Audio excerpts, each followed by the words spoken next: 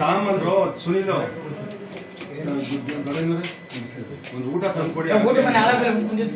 ಇಲ್ಲ ಸಾಧ್ಯ ತಂದು ನಾನೇನೋ ಸಾಯ್ತೀವಿ.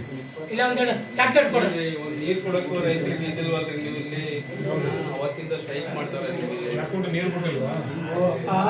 ಈಗ ಆಮೇಲೆ ಮಾತಾಡ್ತಾರೆ ನಿಮ್ಮ ಎಂಡಿಗಳು ಡಿಸಿ ಬರ್ಲಿ ಮಾತಾಡ್ತೀನಿ ಅದನ್ನ ಡಿಸಿ ಬರ್ಲಿ ಮಾತಾಡ್ತೀನಿ.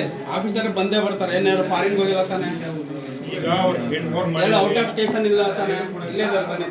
ಏನ್ರಪ್ಪ ನೀವೆಲ್ಲ ರೈತರು ರೀ, ಯಾವ ಗುಲಾಮ್ ಗುರುಗೋಸ್ಕರ ನಾವೆಲ್ಲ ಬದುಕ್ತಾ ಇದ್ವಿ ಇಲ್ಲಿ? ಯಾರಿಗೋಸ್ಕರ ಬದುಕ್ತಾ ಇದ್ರಿ ನೀವೆಲ್ಲ?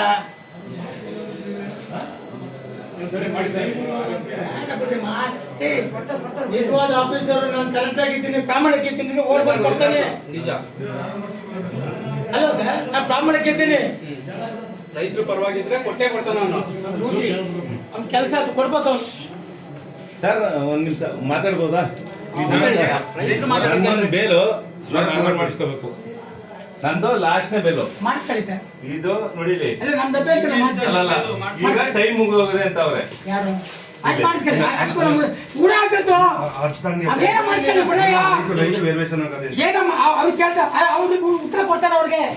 ಯಾಕ್ರಯ್ಯ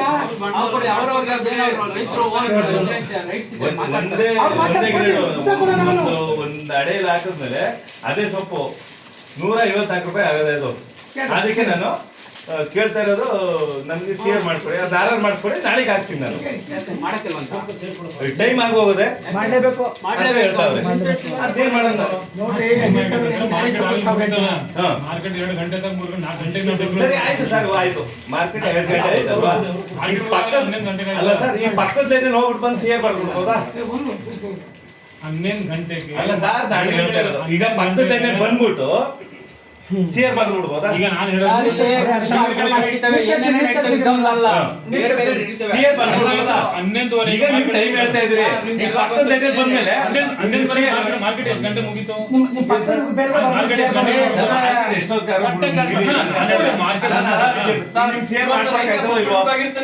ನಾಳೆ ಆರಾಮ್ ಮಾಡ್ಬಿಟ್ಟು ನೀವು ರೈತರು ಫೋನ್ ಮಾಡ್ತೀರಾ, ಅದನ್ನ ಮಾಡ್ಬೋದು. ಈಗ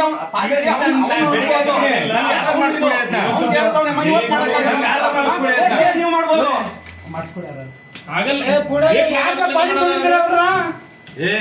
ಇವತ್ತು ಮಾರ್ಕೆಟ್ ಆಯ್ತು ಅಂದ್ರೆ 12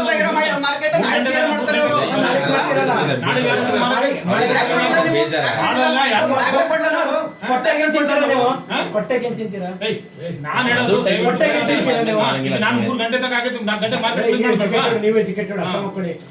ಬೇಡ ಇದು ನಾನು ಹೇಳೋದು ಆರ್ಡರ್ ಮಾಡಕ್ಕಾಗತ್ತಾ? ಸಾಯಂಕಾಲ 6 ಗಂಟೆಗೆ ಆರ್ಡರ್ ಮಾಡ್ತಾರೆ ಯಾರು? ಫೋನ್ ಮಾಡ್ತಾ ಇರೋದು ನಾನು.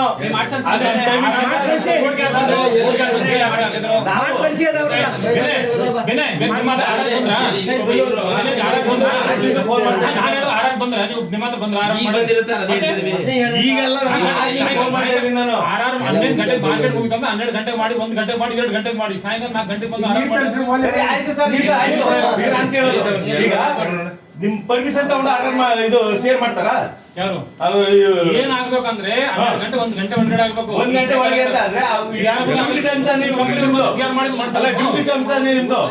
ಸಿಆರ್ ಮಾಡೋದು ಮಾಡ್ತೀವಿ. ಈಗ ಸಾಯಂಕಾಲ 5 ಗಂಟೆಗೆ ಯಾವ್ದು ಮಾಡಲ್ಲ. ಬೇಡ ಆಯ್ತು, ನನ್ಗೆ ನನ್ನ ಆ ರೇಟು ನನ್ಗೆ ಕೊಡೋದಿಲ್ಲ, ನನ್ಗೆ ಅದನ್ನ ಬೇಕು ಕೊಡಿ ಅಷ್ಟೇ.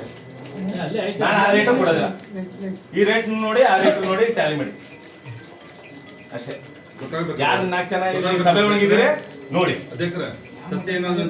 ಒಂದೇ ಸೊಪ್ಪು ಈಗ ಮನೆಗೆ ಹೋಗೋಣ, ಬೇಕಾದ್ರೆ ಬೇರೆಯೊಳಗೆ ಏನ್ ಪೋಸ್ಟ್ಮಾರ್ಟಮ್ ಮಾಡ್ಬೋದು ಅಂತ ಬರ್ಬೇಕಲ್ಲ ನೀವು ಆರ್ಡರ್ ಮಾಡೋದು. ನಾನು ಹೇಳೋದು ಮಾರ್ಕೆಟ್ ಬಂದ ತಕ್ಷಣ ಮಾರ್ಕೆಟ್ ಮುಗಿತಲ್ವಾ, ಬಾಕಿ ಆಗ್ತಾ ಇದ್ದಾನ ಸರ್ 4:15 ಗಂಟೆ ಟೈಮ್ ಐತಿದೆಯಲ್ಲ ಸರ್ ಇದು? ಸರ್ 4:15 ಗಂಟೆ ಟೈಮ್ ಐತೆ ಸರ್. ನಾನು ರೈತ ಸರ್, ನಾನು ಬಿಟ್ಟಿದ್ದೀನಿ. 4:15 ಗಂಟೆ ಟೈಮ್ ಐತೆ. ನಮ್ಮ ಕಡೆಯಿಂದ ಮಾಡಕ್ಕೆ 4:15 ಗಂಟೆ ಟೈಮ್ ಐತೆ. ಅವರು ಗೋಡನ್ ಗೆತ್ತಬೇಕಾದ್ರೆ ಮಾಡಕ್ಕೆ ಟೈಮ್ ಇರ್ತದೆ. ಯಾವ ನೀವು ಹೆಂಗ್ ಮುಗೀತೆ ಸರ್? 4:15 ಎಲ್ಲಿ ಮುಗೀತೆ ಸರ್?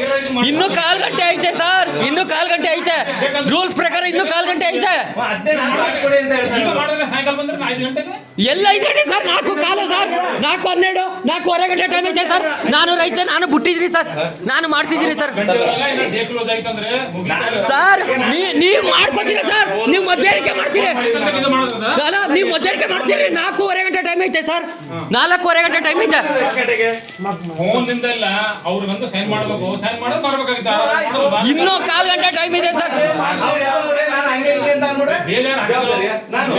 ಆಕ್ಚುಲಿ ಬೇಲ್ ತಕ್ಕೆ ಬಂದಿರಿ 3 ಗಂಟೆಗೆ ಫೋನ್ ಮಾಡಿದ್ರು ಅಷ್ಟು ಡೇ ಕ್ಲೋಸ್ ಆಗಿತ್ತು ಪ್ರೋಸೆಸ್ ಇದು ಸರ್. ನಾವು ದಯವಿಟ್ಟು ಅರ್ಥ ಮಾಡಿ. ಅಲ್ಲ ಸರ್, ಇಲ್ಲಿರೋದು 4:15 ಗಂಟೆ ಟೈಮ್ ಇದೆ ಸರ್.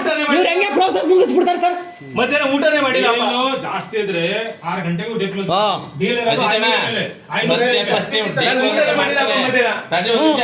ಸರ್ ಸರ್ ಒಂದ್ ನಿಮಿಷ ಸರ್, ಈಗ ನಾನು ಬೇಲ್ ತಂದು ಹಾಕಿದ್ದೀನಿ, ನನಗೇನೋ ಹೆಚ್ಚು ಕಡಿಮೆ ಆಯ್ತು, ಇಲ್ಲಿ ಬೇಲ್ ಹಾಕ್ಬಿಟ್ಟು ಹೋಗಿರ್ತೀನಿ. ಈಗ ನಾವು ಎಮರ್ಜೆನ್ಸಿ ಇದ್ದಾಗ ಓಡ್ಲೇಬೇಕು. ಬೇರೆಯವ್ರಿಗೆ ಹೇಳಿದ್ರೆ ಟಿಕೆಟ್ ನನ್ನ ಹತ್ರ ಇರ್ತದಲ್ಲ, ಅಲ್ಲ ಟಿಕೆಟ್ ನನ್ನ ಹತ್ರ ಇರ್ತದೆ. ನಾವು ಫೋನ್ ಮಾಡಿದ್ಮೇಲೆ ಪೆಂಡಿಂಗ್ ಇಡಬೇಕು. ನೀವು ಯಾಕೆ 3 ಗಂಟೆಗೆ ಕ್ಲೋಸ್ ಮಾಡಿದ್ರಿ? ನಿಮ್ಗೆ ಏನೈತೆ ಸರ್ 3 ಗಂಟೆಗೆ ಕ್ಲೋಸ್ ಮಾಡಕ್ಕೆ?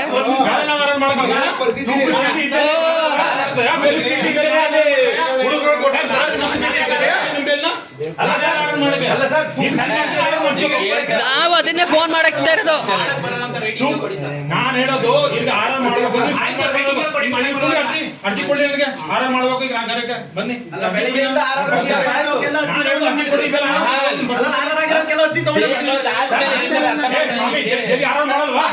ಸರ್ ರೈತರನ್ನ ಇಷ್ಟೊಂದು ಗೋಳು ಬೇಡಿ ಸರ್. ನಿಮ್ಮ ರೈತರು ಗೋಳು ನಿಮ್ಮನ್ನು ಬಿಡೋದಿಲ್ಲ ಸರ್. ನಿಮ್ಮನ್ನ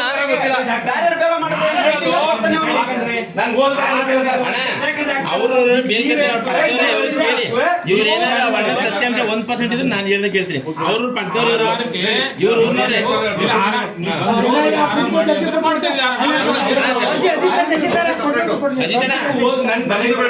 ಅವ್ರ ಮನೆ ಪಕ್ಕದವ್ರು ಅವ್ರ ಮನೆ ಪಕ್ಕದವ್ರು ಇವರು ದಿನ ಬೇಲ್ ಕಟ್ತಾರೆ. ಇವ್ರಿಗೆ ಕೇಳಿ ಅದನ್ನೇನೋ 1% ಸತ್ಯಾಂಶ ಅಂತ ಕೇಳಿ. ಇವ್ರನ್ನೇ ಆರಾಮ್ ಮಾಡಲ್ವಾ ನಾವು?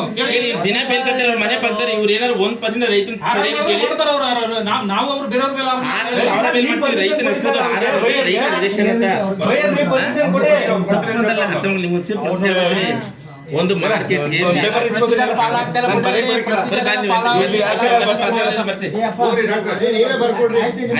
ಬರ್ತೀವಿ. ಪ್ರೋಸೆಸ್ ಅಂದ್ರೆ ಮಾರ್ಕೆಟ್ ಎಲ್ಲ ಮುಗಿತದಲ್ಲ, ಒಂದು ಅರ್ಜಿ ಬರ್ತದೆ. ಅದೇನು ಮಾಡಿಸ್ಬೇಡಿ, ಹಂಗೆ ಇಟ್ಕೊಡಿ, ಹಂಗೆ ಈಗ ಮಾರ್ಕೆಟ್ ಎಷ್ಟು ಗಂಟೆಗೆ ಆಗಿದೆ ನೋಡಿ. ನೋಡಿದ್ರೆ ನೀವು 10:30 ಮಾರ್ಕೆಟ್ ಆಗಿದೆ. 10:30 ಆಗಿದೆ. 12 ಗಂಟೆ 1 ಗಂಟೆ ಬರ್ಬೇಕಲ್ಲ. 4 ಗಂಟೆಗೆ ನಾವು ಇದು ಮಾಡೋದು.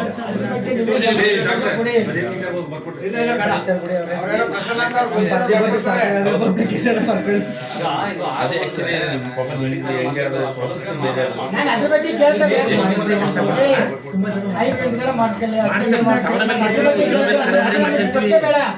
ಒಂದು ದೇವದ ಅಂತ ಮುಗಿದ್ಮೇಲೆ ಇರೋ ಬೇರೆ ಮಾಡೋದು ಮಾಡ್ತೀವಿ.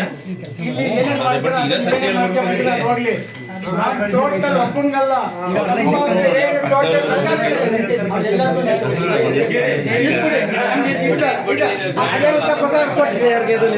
ಪ್ರಧಾನ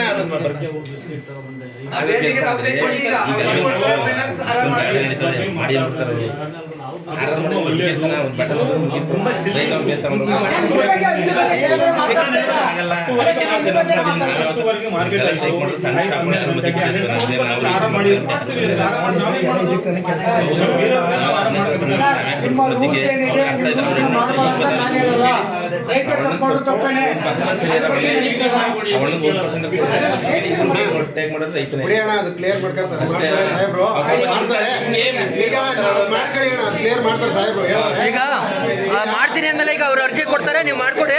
ಅದನ್ನ ಆಮೇಲೆ ಇದು ಮಾಡ್ಕೊಳಕ್ಕೆ ಇದ್ದಾರೆ. ಈಗ ಕಳಿಸಿ, ನಾವು ನಮ್ಮ ರೈತರಿಗೆ ಅನ್ಯಾಯ ಆಗಬಾರ್ದು ಅಂತ ಹೇಳಿದ ಅಷ್ಟೇ.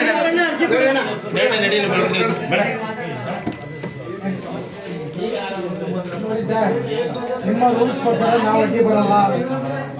ರೈತರು ಮಾಡಿದ್ರು ತಪ್ಪೇ, ನಾವು ಅದು ನನ್ನ ಸಂಘರ್ಷಗಳಲ್ಲ ಅಲ್ವಾ? ನಿಮ್ಮ ರೂಲ್ಸ್ 12 4 ಗಂಟೆಗೆ ನಾವು ಕೇಳ್ತಿರೋದು ತಂಬಾಕು ಬೆಳೆಗಾರ ರೈತರು ಇವತ್ತು ಸಾಲದವರು ಮನೆಗೋಗ್ಯಾರೆ. ಜಪ್ತಿ ಮಾಡ್ತಾವ್ರೆ. ಅಲ್ಲ ಸರ್, ಈಗ ಅವ್ರ ಬಗ್ಗೆ ನಾವು ಸರ್ಕಾರಕ್ಕೆ ಹೋಗ್ಬೇಕಂದ್ರೆ ಕ್ಯಾಟ್ರಿಂಗ್ ಲಾಸ್ ಆಯ್ತು ಅಂತ ಹೇಳ್ಬೇಕಲ್ಲ ರೈತ ತಂಬಾಕು ಬೆಳೆದು 110 ರೂಪಾಯಿ 130 ಬಂದಾಗ ಅವ್ನು ವಿಷ ಬಿಡ್ಬೇಕಲ್ಲ. ಸಾಲ ತೀರ್ಸ್ಯಾರ ಯಾರು?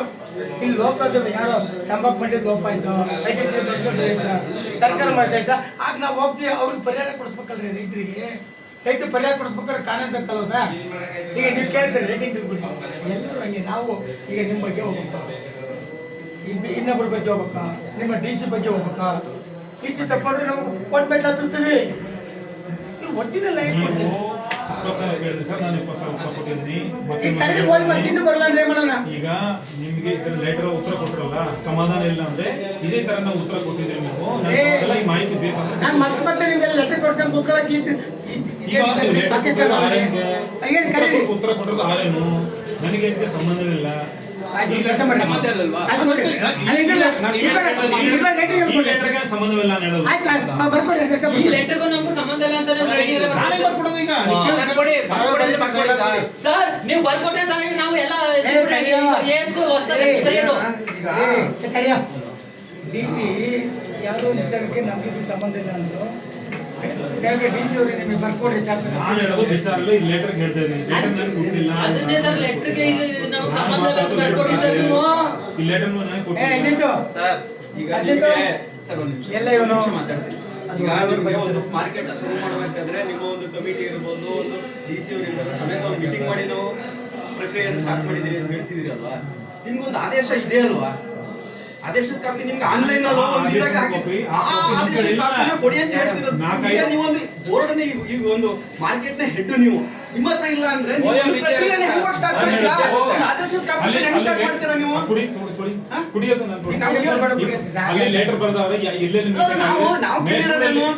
ಹೇಳಿದ್ರೆ ಕೇಳಿ. ಈಗ ಮೈಸೂರಲ್ಲಿ ಮೀಟಿಂಗ್ ಆಗಿರೋದು, ಗುಂಟೂರಲ್ಲಿ ಆಗಿರೋದು, ಮೈಸೂರಲ್ಲಿ ರೀಜನಲ್ ಆಫೀಸಲ್ಲಿ ಮೀಟಿಂಗ್ ರಿಪೋರ್ಟ್ ಇರ್ತದೆ, ಪ್ರೊಸೀಡಿಂಗ್ಸ್ ಇರ್ತದೆ. ನಮ್ಮ ಕಡೆ ಬರಲ್ಲ ಅದು. ಆದೇಶದ ಕಾಪಿ ಇಲ್ದೇನೆ ಇವತ್ತು ಇಷ್ಟು ಮಾರ್ಕೆಟ್ ಮಾಡಬೇಕು ಅಂತ ನಿಮ್ಗೆ ಆದೇಶ ಇಲ್ದೇನೆ ಮಾರ್ಕೆಟ್ ಒಳಗಡೆ ಯಾರು ಹೋಗ್ತೀರಾ ನೀವು? ನಾವ್ ಲೆಟರ್ ಕೊಡ್ಬೇಕಾರೆ ಯಾರು ನಿಂತಿದ್ದಪ್ಪ? ನಾವ್ ಕೊಡ್ಬೇಕಾದ್ರೆ 3 ಜನ ಬರೀ ಮಾತ್ಬೇಡ ಫೋಟೋ ಇಲ್ಲಿ 3 ಜನ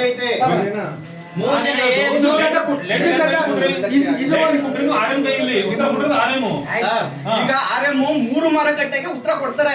ಈಗ ನಿಮ್ಮ ಮಾರುಕಟ್ಟೆಗೆ ನೀವು ಹೆಡ್, ನಿಮ್ಮ ಮಾರುಕಟ್ಟೆಗೆ ಹೆಡ್ ಅದು ಅರ್ಸಿಯನ್. ಈಗ ನಾವು ಕೊಟ್ಟಿರೋದು ಮೂರು ಮಾರುಕಟ್ಟೆಗೆ ಸೇರಿಸಿ. ಈಗ ನಾವು ಒಂದು ಮಾರುಕಟ್ಟೆ ನಾವು ಕೊಟ್ಟಿಲ್ಲ, 3 ಮಾರುಕಟ್ಟೆ ಕೊಟ್ಟಿರೋದ್ರಿಂದ ನಾವು 3 ಮಾರುಕಟ್ಟೆಲಿ ಮಾಹಿತಿನ ಕಲೆಕ್ಟ್ ಮಾಡ್ಕೋಬೇಕು. 3 ಈಗ ನೀವು ಕೊಡಿ, ಅವರು ಕೊಡ್ತಾರೆ, ಅವರು ಕೊಡ್ತಾರೆ. ಈಗ ಎಲ್ಲಾ ಕಡೆನೂ ಕೇಳ್ಕೊಂಡ್ ಬಂದಿದ್ದೀವಿ, ನೀವು ಕೊಡಿ ಅಂತ ನಾವು ಕೇಳ್ತಿದೀವಿ ಅಷ್ಟೇ. 3 ಕಡೆಯಿಂದ ಸರ್ ತಡ್ರಿ ಸರ್ ಸಾಬ್ರೆ ಕೇಳಿ ಆರಮ್ಮ ನಾವು ರೈತರು ಆರಮ್ಮ ಇಷ್ಟೆಲ್ಲ ಆದ್ಮೇಲೆ ನಿಮ್ ತಗ ಬರ್ಬೇಕು. ನೀವು ನನ್ಗೆ ಏನ್ ಗೊತ್ತಾ, ಇವ್ರು ಕೊಡೋ ಉತ್ತರಕ್ಕೆ ನಾನು ಕೊಡಕ್ಕಾಗಲ್ಲ ಅಂತ ಬಿಟ್ಟು ಒಂದು ರೇಟಿಂಗ್ ಅಲ್ಲಿ ಬರ್ಕೊಡ್ತು ಅಂದ್ರೆ ನಮ್ಗೆ ಸಾಕು. ಆರಮ್ಮ ತಿಳಿಸಿದ್ವಿ, ಆರಮ್ಮ ಗೊತ್ತೇ ಇಲ್ಲ. ನೀವು ಆರಮ್ಮ ಲೆಟರ್ ಉತ್ತರ ಕೊಡ್ತಾರೆ, ನೀವು ಕೊಡೋ ಲೆಟರ್ ಆರಾಮ ಉತ್ತರ ಕೊಟ್ಟವ್ರೆ.